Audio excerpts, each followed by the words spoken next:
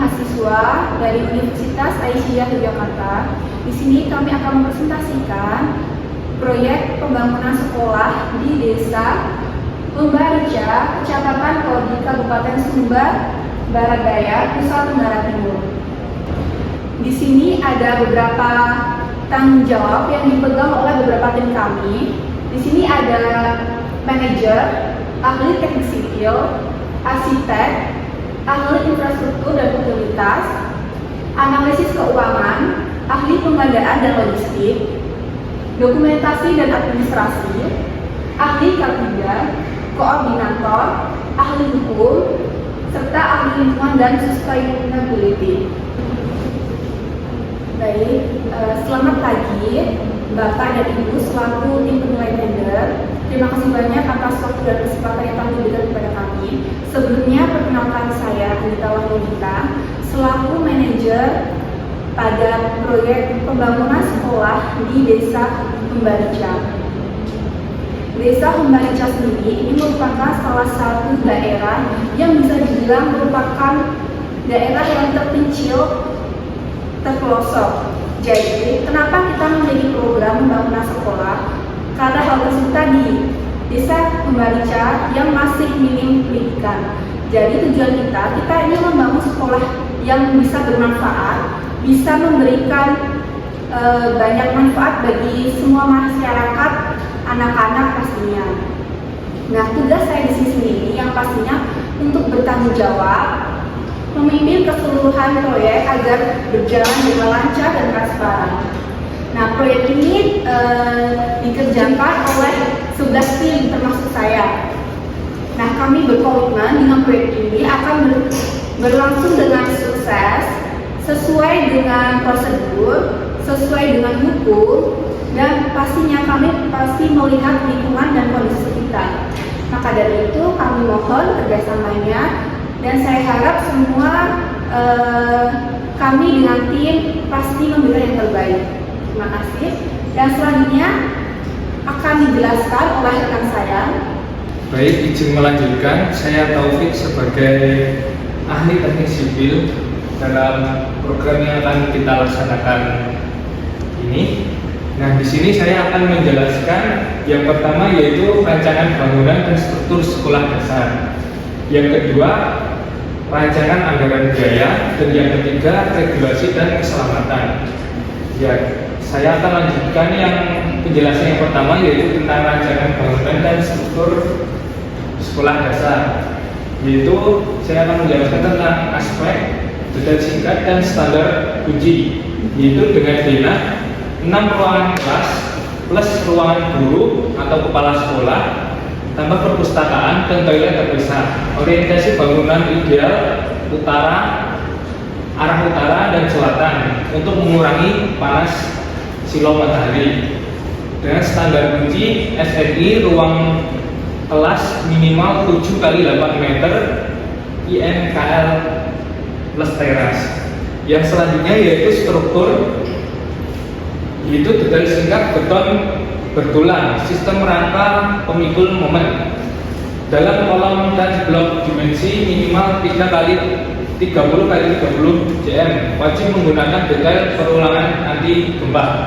Standar SNI 1726-2 2019 atau ketahanan gempa. Yang selanjutnya yaitu aspek dari pondasi, menggunakan pondasi tapak atau pondasi batu kali disertai slop 20 x 30 cm untuk meningkatkan seluruh bangunan dan mencegah retak akibat gempa. Standar kunci disesuaikan hasil survei tanah lokasi. Yang selanjutnya yaitu material, aspek rintangan berinsulasi, genteng metal atau seng untuk mengatasi beban gempa atau panas, dilindungi dari batokan atau bata merah. Standar kunci prioritas materi lokal NTT. Yang selanjutnya saya akan menjelaskan dari rancangan anggaran biaya. Yang pertama yaitu menyusun RAB harus didasarkan pada harga satuan pekerja atau HSP terkini di Kabupaten Sumba Barat Daya. Yang kedua yaitu RAP harus mencakup 7 tahapan utama, yaitu persiapan, fondasi, struktur, dinding, atap, arsitektur, dan mekanisme elektrikal atau LE.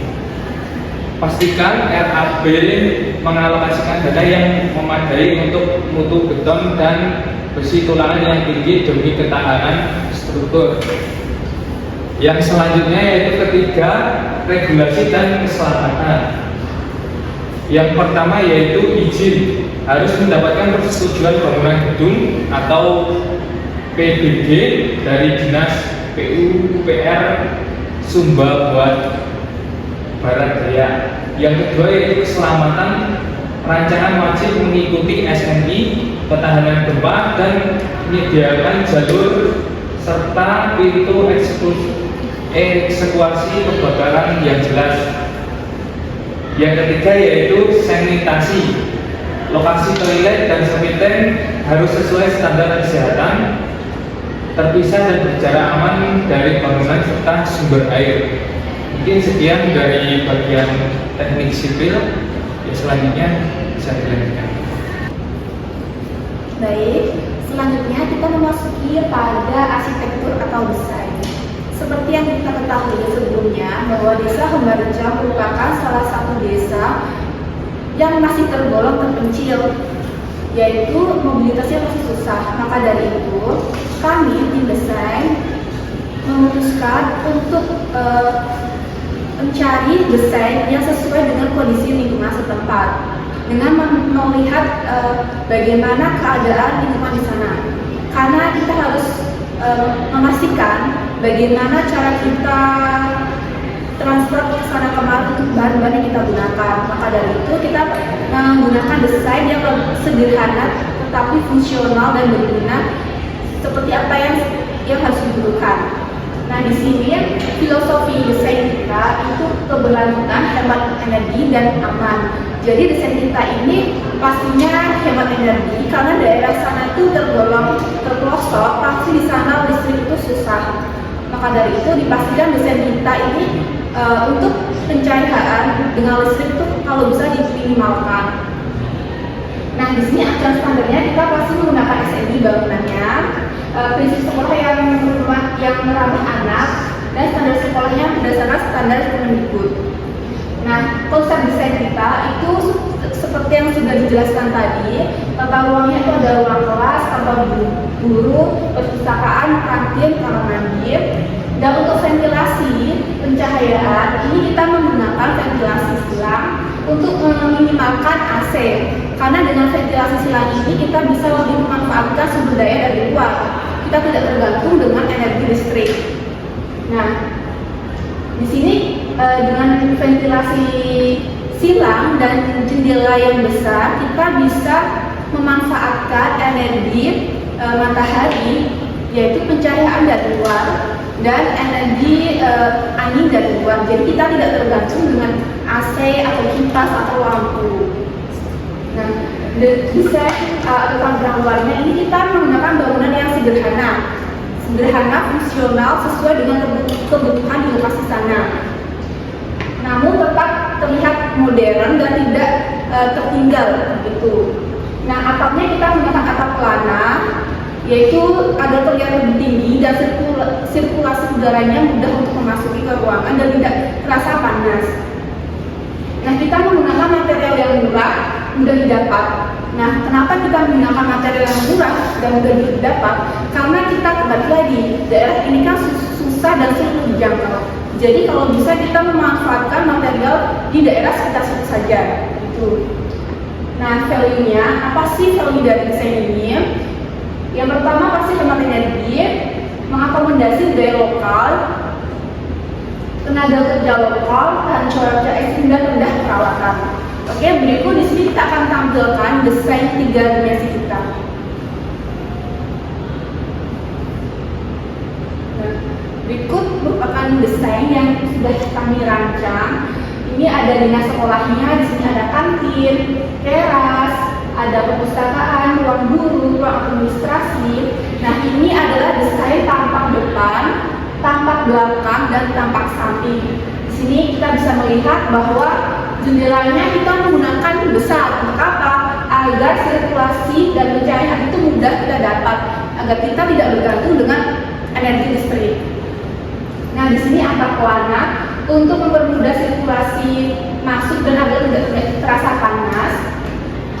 Nah, di sini kita menggunakan warna yang sederhana, dan di sini bangunannya kita bangunan satu lantai.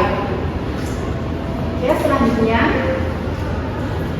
Nah, ini contoh desain ruang guru, musola, ruang kelas, perpustakaan, kamar mandi, dan kantin. Di sini kita bisa dibilang banyak menggunakan kayu karena kita rasa di daerah sana itu mudah untuk mendapatkan kayu. Seperti itu. Mungkin dari saya cukup, bisa dilanjut oleh rekan saya selanjutnya. Terima kasih. Baik, saya akan melanjutkan. Untuk yang selanjutnya ini ada infrastruktur dan utilitas. Untuk infrastruktur ini ada jalan, listrik, dan air bersih. Untuk jalan, Desa Bombarenca memiliki akses jalan yang relatif baik dengan jalan utama yang menghubungkan desa dengan kota, kecamatan, dan kabupaten. Yang kedua yaitu Desa Bombarenca telah memiliki akses listrik, namun masih ada beberapa wilayah yang belum terjangkau oleh jaringan listrik. Yang ketiga yaitu air bersih. Desa Bombarenca memiliki beberapa air bersih yang berasal dari mata air dan sumur, namun masih ada beberapa wilayah yang belum terjangkau oleh jaringan air bersih. Yang kedua yaitu utilitas. Ini ada 3 juga. Yang pertama, sistem perpipaan dan sanitasi. Desa Bombarenca memiliki sistem perpipaan dan sanitasi yang masih sederhana dengan beberapa warga yang masih menggunakan sumur dan toilet tradisional. Untuk yang kedua, sistem pencegahan kebakaran. Desa Bombarenca belum memiliki sistem pencegahan kebakaran yang memadai. Untuk yang ketiga, ada telekomunikasi. Desa Bombarenca telah memiliki akses telekomunikasi dengan beberapa operator seluler yang menyediakan layanan di daerah tersebut. Yang selanjutnya akan dilanjutkan oleh rekan saya. Baik, melanjutkan saya Sena sebagai analitis keuangan yang ada dalam proyek pembangunan sekolah hari ini.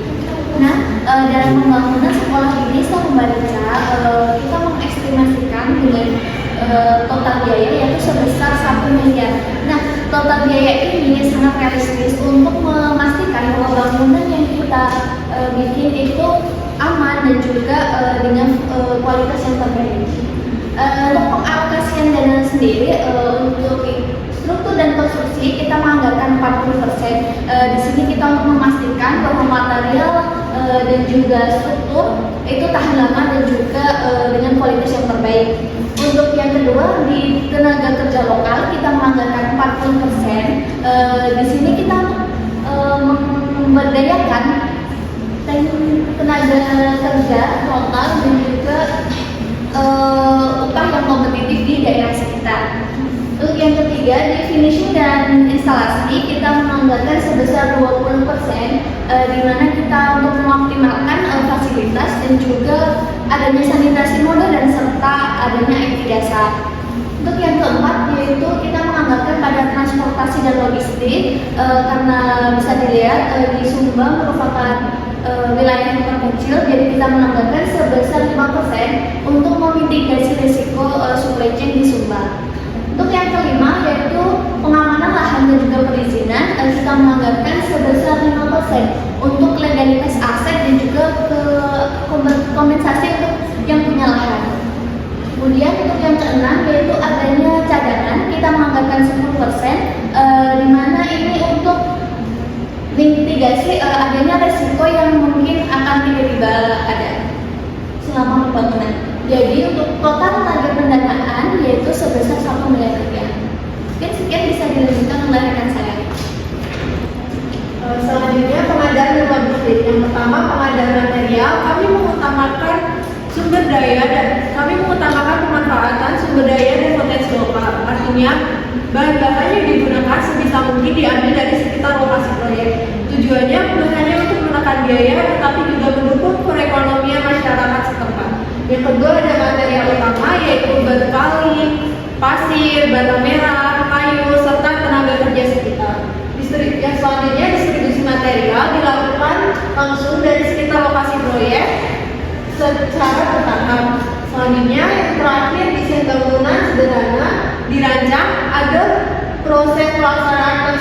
berjalan dengan efisien sesuai kondisi geografis dan iklim. Selanjutnya akan dibacakan oleh rekan saya. Baik, izin melanjutkan. Saya Dwi Rahma Fadila sebagai dokumentasi dan administrasi tender. Saya memiliki 4 tugas yang utama, yaitu yang pertama, memeriksa kelengkapan semua dokumen persyaratan tender. Nah, di sini saya bertugas sebagai peneliti segala dokumen maupun arsip untuk tender. Yang kedua, menyusun dokumen menjadi paket proposal yang terstruktur. Jadi, di rancangan poin 2 ini dibentuk menjadi proposal yang dimana proposal ini sudah lengkap. Ada daftar isi, rancangan biaya, sampai untuk kesimpulan. Poin ketiga yaitu mengatur proses pengiriman proposal sebelum batas waktu. Melihat dan mengingat saat ini yaitu untuk pengiriman proposal sebelum batas waktu ini bisa dan biasanya dilakukan melalui via online yaitu Gmail. Poin terakhir yaitu poin keempat menjadi hubung administratif dengan tender.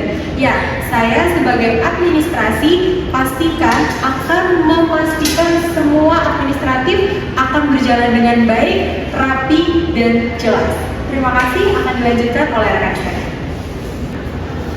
Selanjutnya saya Nurul sebagai ahli ketiga dengan memastikan kegiatan konstruksi berjalan aman, terkendali, dan sesuai prosedur keselamatan. Adapun tugas yang saya lakukan yang pertama menyusun rencana manajemen risiko dengan mengidentifikasi potensi bahaya di area sejak awal. Dengan begitu tim bisa menghindari risiko apa saja yang harus dihindari dan bagaimana mitigasinya. Yang kedua, mengawasi penerapan SOP keselamatan kerja mulai dari penggunaan APD yang wajib, kesiapan jalur evakuasi, dan tentunya memastikan seluruh peralatan konstruksi dalam kondisi yang layak dan aman digunakan. Yang ketiga, sebelum memulai pekerjaan, saya memberikan pelatihan ketiga kepada seluruh tenaga kerja. Dengan pelatihan ini, pekerja dapat mengetahui apa saja yang harus dihindari. Yang keempat, melakukan inspeksi lapangan rutin dengan mencatat setiap pertemuan dan memastikan tindak lanjutnya yang dilakukan oleh tim terkait. Yang kelima, mengelola dokumen keselamatan seperti laporan kecelakaan. Dokumen ini diperlukan sebagai bahan evaluasi. Yang keenam, menjadi penghubung antara perusahaan dan instansi terkait jika terjadi keadaan darurat atau audit K3. Selanjutnya akan dilanjutkan oleh rekan saya. Selanjutnya saya Adelia Dewi Anjani sebagai koordinator lapangan.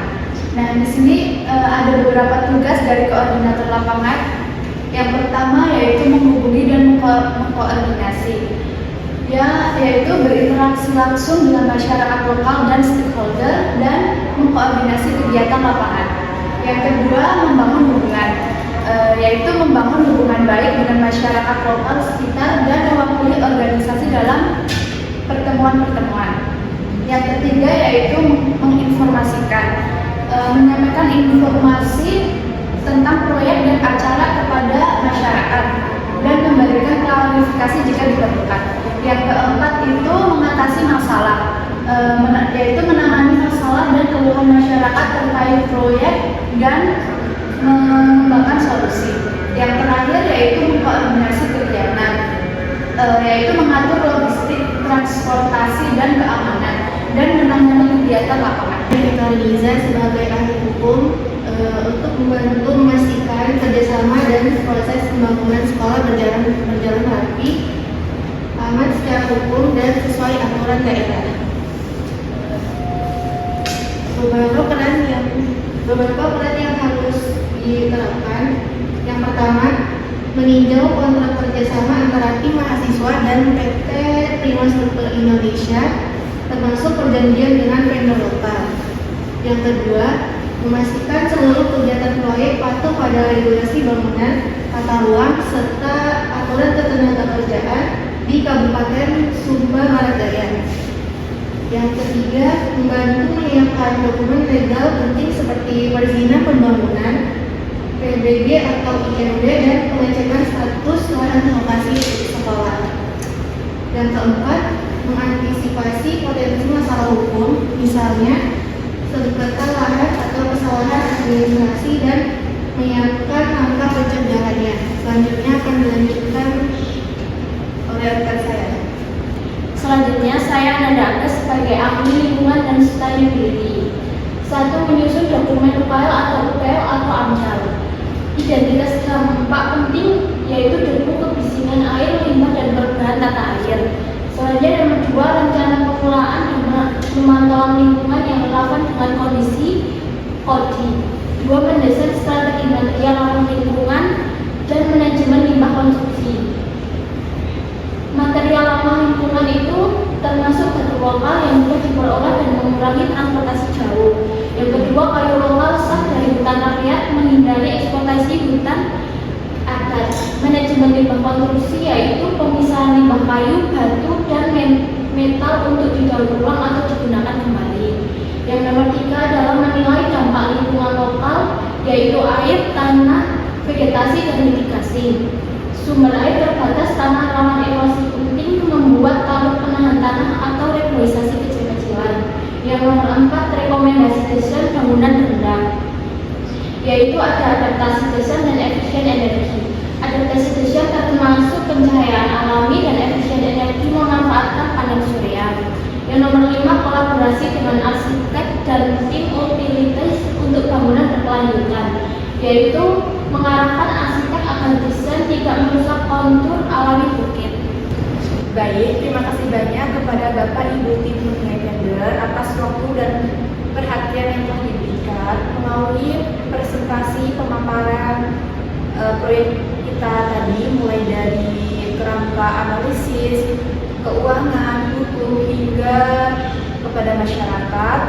Kami harap proyek ini dapat berjalan dengan lancar, transparan, sesuai dengan jadwal dan hukum. Proyek ini diharapkan dapat berjalan jangka panjang dan memberikan manfaat untuk masyarakat setempat. Kami harap dengan pemaparan presentasi kami pada pagi ini, kami dapat bekerja sama untuk merealisasikan tujuan kami, yaitu pembangunan sekolah di Desa Kumbareja. Maka dari itu, sekian dari kami. Apabila terdapat pertanyaan atau kesalahan, kami mohon maaf. Wassalamualaikum.